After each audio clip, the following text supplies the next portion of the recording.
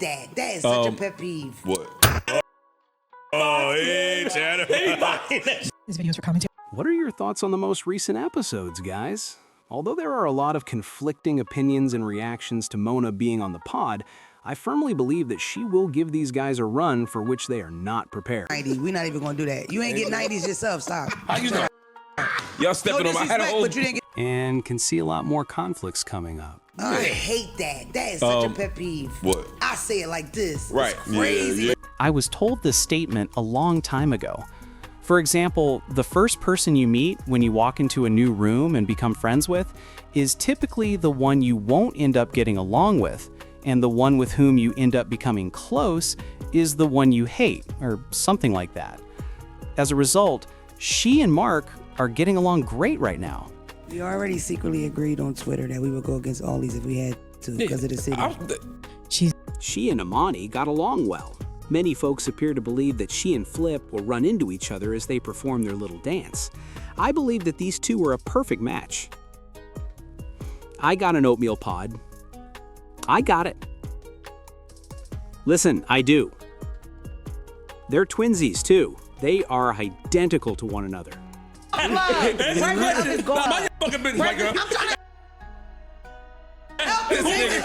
Neighborhood Watch president. But However, I wonder if these two will eventually form a team and tag team the other members of the cast, and because Mona is so vocal and exudes that attitude, I don't think the JBP is prepared for that.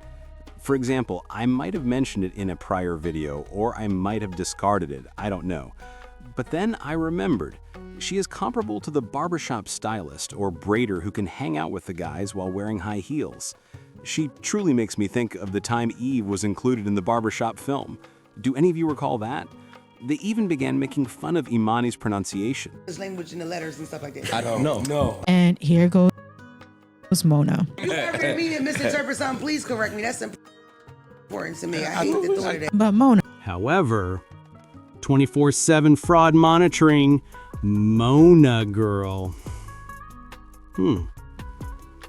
According to Mona, she doesn't watch the pod. In any case, the UGG podcast isn't something I watch.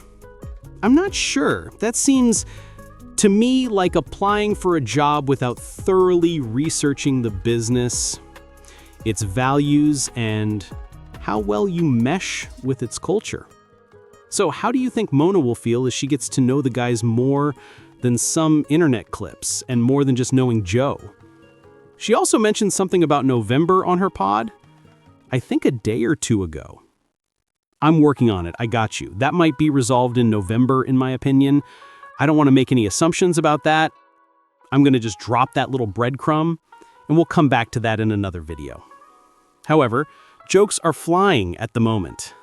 Additionally, Mona has already stated that she will not attend the class. She might definitely give them a run for their money and more, in my opinion. This portion caught my attention, so I don't think these folks know what they're in for.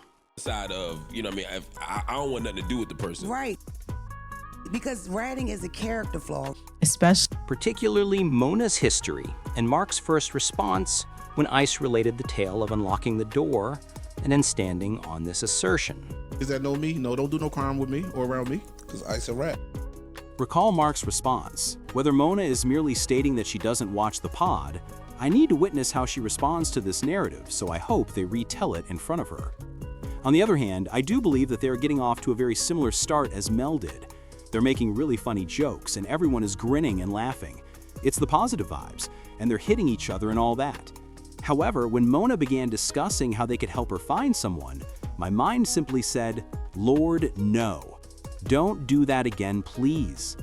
I had had enough of hearing about Mel's romantic life, or lack thereof. While there may be some interesting things here and there, I hope this isn't a subject that keeps coming up. Alright, in relation to dating, Joe and the actors did begin discussing the Aisha Curry interview that was conducted last month. The videos that are circulating undoubtedly gave the story a little different tone than she did when she delivered it in its entirety. I must admit that I discovered it based on the clips, and after that I looked up the interview to get the entire context. But I was unable to follow it and got stuck on a few sections, particularly when it came to discussing your children. For example, I would never want to post something online knowing that millions of people are watching and that my children will one day play it back.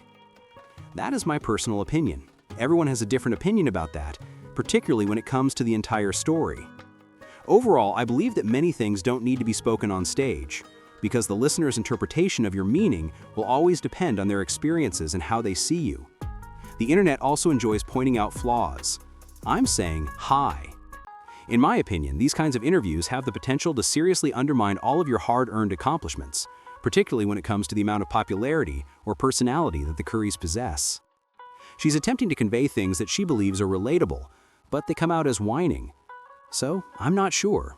What good is it, in my opinion, to tell it to others other than your closest friends? What are your thoughts for the guys? If you were to watch this interview in its entirety, not just the clips, how would it affect your emotions? If your partner expressed their opinions in this way, how would you feel? What do you think, ladies? To be fair, I've seen worse on the blue apps, but whatever. Anyway, I appreciate how they continue to pass the ball in the combos.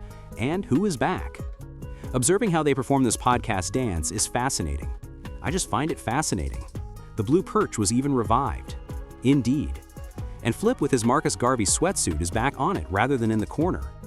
I have conflicting thoughts about Sasha's post on the JBP sofa, but we'll discuss that when the program airs. So family, stay tuned. You know what to do already. Let's discuss it in the comments section.